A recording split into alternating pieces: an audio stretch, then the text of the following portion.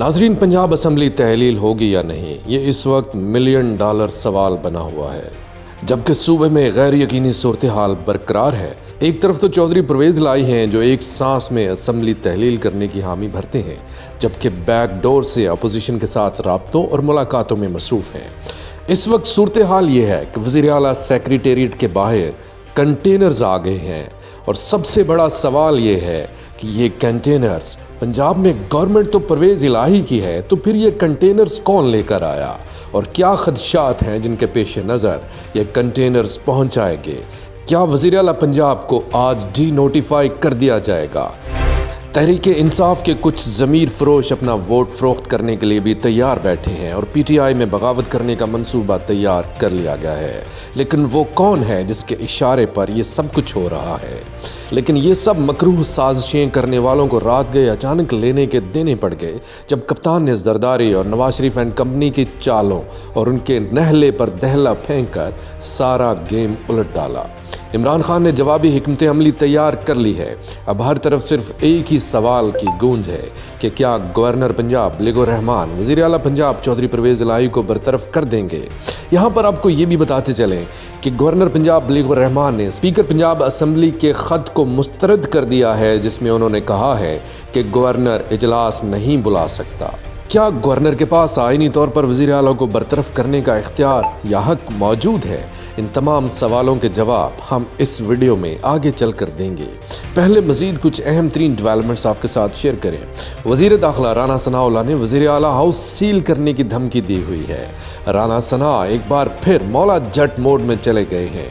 ان کے پاس جب کوئی بات نہیں ہو یا دلائل ختم ہو جائیں تو پھر رانا ثناء، سعد رفیق، طلال چودھری اور دانیال عزیز جیسے لوگ گیدڑ بھبکیوں کے ذریعے کام چلا کر اپنی فرسٹریشن ختم کرنے کی ناکام کوشش کرتے ہیں۔ عمران خان کی جانب سے پنجاب اور خیبر پختونخوا اسمبلیاں تحلیل کرنے کے اعلان کے بعد صوبے کی غیر یقینی سیاسی صورتحال کا سب سے زیادہ فائدہ پاکستان پیپلز پارٹی اور آصف زرداری کو ہو رہا ہے۔ مفاہمت کے بادشاہ آصف زرداری پوری طرح سرگرم ہو چکے ہیں۔ کبھی وہ میاں نواز شریف اور شہباز شریف سے ٹیلی فونک رابطے کر رہے ہیں، تو کبھی مسلم لیگ کاف کے سربراہ چودھری شجاعت حسین سے ملنے پہنچ رہے ہیں۔ اور اب تازہ اطلاعات یہ ہیں کہ سابق صدر آصف زرداری نے میاں صاحب کو یقین دہانی کروائی ہے کہ وہ نہ صرف اسمبلی تحلیل ہونے سے روک سکتے ہیں، بلکہ صوبے میں حکومت بھی قائم کر کے دکھا سکتے ہیں۔ لیکن اس کے لیے نون لیگ کو قربانی دینا ہوگی اور وزارت اعلیٰ پیپلز پارٹی کو دینا ہوگی۔ فی الحال تو میاں نواز شریف نے آصف زرداری کو کسی بھی قسم کی یقین دہانی کرانے یا وعدہ کرنے سے گریز کیا ہے، لیکن لگتا یہی ہے کہ نواز شریف سابق صدر کے تمام مطالبات کے سامنے گھٹنے ٹیک دیں گے۔ لیکن اب اس دوران ایک اہم ڈیولپمنٹ ہوتی ہے۔ آصف زرداری کا تازہ ترین بیان یہ ہے کہ حمزہ اور بھٹو دونوں میرے لیے ایک جیسے ہیں۔ پنجاب کی وزارت اعلیٰ حمزہ کا زیادہ حق ہے اور ہم اس سے دستبردار ہوتے ہیں۔ سوال یہاں پر یہ پیدا ہوتا ہے کہ کیا پیپلز پارٹی کو نظر آ گیا ہے کہ پنجاب کی وزارت اعلیٰ چھیننا اب ممکن نہیں رہا، اس لیے انہوں نے وزارت اعلیٰ خود لینے کے بجائے نون لیگ کے حوالے کر دی ہے؟ دوستو، اس وقت پورے ملک میں صرف ایک سوال گردش کر رہا ہے کہ کیا چودھری پرویز الہی عمران خان کی ہدایت پر فوری اسمبلی تحلیل کریں گے یا پھر گورنر پنجاب لیگ الرحمان چودھری پرویز الہی کی چھٹی کریں گے؟ گیم اب کافی دلچسپ مرحلے میں داخل ہو گیا ہے۔ ایک طرف تو پرویز الہی کے اعتماد کا ووٹ لینے کا چانس تقریباً ختم ہو گیا ہے، کیونکہ عمران خان کی ہدایت پر پی ٹی آئی نے حکومت کے نہلے پر دہلا پھینک دیا۔ گزشتہ روز پی ٹی ایم میں شامل چوروں کے ٹولے نے فیصلہ کیا تھا کہ ہم پہلے چودھری پرویز الہی کو اعتماد کا ووٹ لینے کا کہیں گے، اور یقینی طور پر چودھری پرویز الہی 186 ارکان پورے نہیں کر سکیں گے، لہٰذا اس کے بعد دوبارہ ووٹنگ کروائی جائے گی۔ اس طرح اسمبلی کی تحلیل کا معاملہ فی الحال لٹک جائے گا۔ حالانکہ ان لوگوں کو خود یہ سوچنا چاہیے تھا کہ وہ اسمبلی کی تحلیل کو زیادہ عرصہ نہیں لٹکا سکتے۔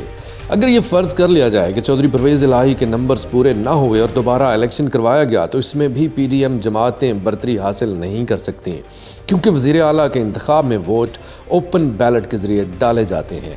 جس رکن اسمبلی نے بھی پارٹی پالیسی کی خلاف ورزی کی، وہ نہ صرف पॉइंट आउट हो जाएगा बल्कि असम्बली रुकनीत से नाअहल भी हो जाएगा। वैसे भी अब तो वज़ीर आला पंजाब चौधरी परवेज़ इलाही की जानिब से कल एतमाद का वोट लेने का चांस ख़त्म हो गया। स्पीकर पंजाब असम्बली सब्तैन खान ने पंजाब असम्बली का जारी इजलास जुमे तक मुलतवी कर दिया। स्पीकर सब्तैन खान की ज़ेर सदारत पंजाब असम्बली का इजलास शुरू हुआ तो अपोजिशन ने कोरम की निशानदही कर दी। कोरम पूरा ना होने पर इजलास 5 मिनट के लिए मुलतवी किया गया, जिसके बाद स्पीकर ने एजेंडे पर मौजूद तमाम कार्रवाई को जुमा तक के लिए मुअख्खर कर दिया और रूलिंग दी कि आज की कार्रवाई ख़त्म हो गई, लिहाजा जुमे तक इजलास मुलतवी किया जाता है। स्पीकर ने असम्बली का इजलास जुमे की दोपहर 2 बजे तक मुलतवी कर दिया। स्पीकर पंजाब असम्बली सब्तैन खान ने गवर्नर बिलीगुर रहमान के तलब करदा इजलास को गैर आइनी करार दे दिया।